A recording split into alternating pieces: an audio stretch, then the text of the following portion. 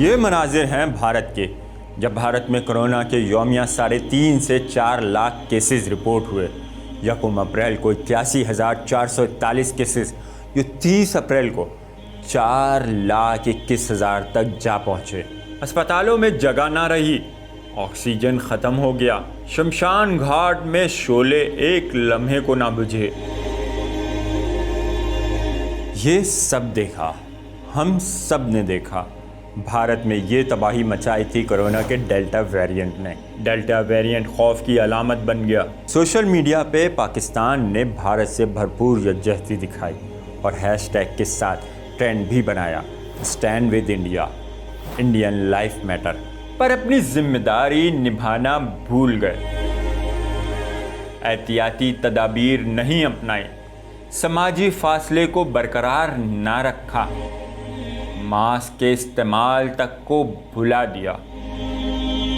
حکومت خبردار کرتی رہی، ہر بار بار حکومت ویکسین لگوانے کی تلقین کرتی رہی، جسے یکسر نظر انداز کر دیا گیا۔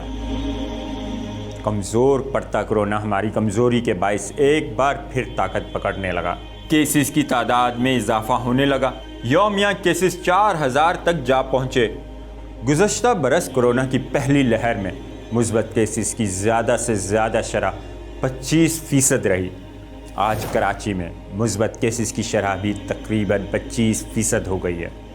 کراچی میں گزشتہ 2 روز سے رپورٹ ہونے والے 100% مثبت کیسز ڈیلٹا ویرینٹ کے ہی ہیں۔ جی ہاں، وہی ویرینٹ جس نے بھارت میں موت کا کھیل کھیلا، اسپتال کے باہر لاشیں بکھیر دیں، آکسیجن کے لیے لوگ در بدر پھرتے رہے تاکہ ایک بھرپور سانس لے سکیں۔ کیا ہم بھول گئے وہ مناظر؟ خیال رہے اسپتالوں میں جگہ کم ہی میسر ہے، آکسیجن کی کمی کا خدشہ منڈلا رہا ہے۔ کراچی ملک کی معیشت میں ریڑھ کی ہڈی کی حیثیت رکھتا ہے، آج وہاں ایک بار پھر لاک ڈاؤن ہے، کاروبار، تعلیمی ادارے بند، غریب کی روزی روٹی کا ذریعہ بند۔ ذمہ دار کون؟ یہ سوال خود سے پوچھیے۔